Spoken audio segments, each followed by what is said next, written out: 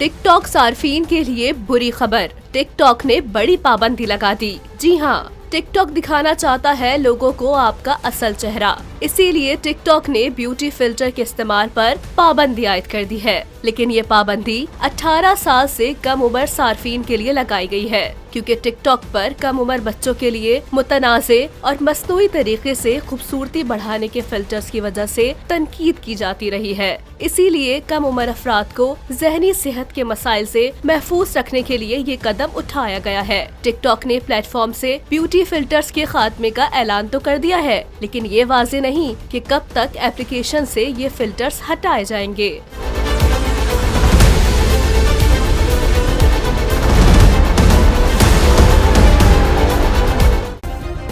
Subscribe करें और bell दबाएं ताकि कोई खबर रह न जाए।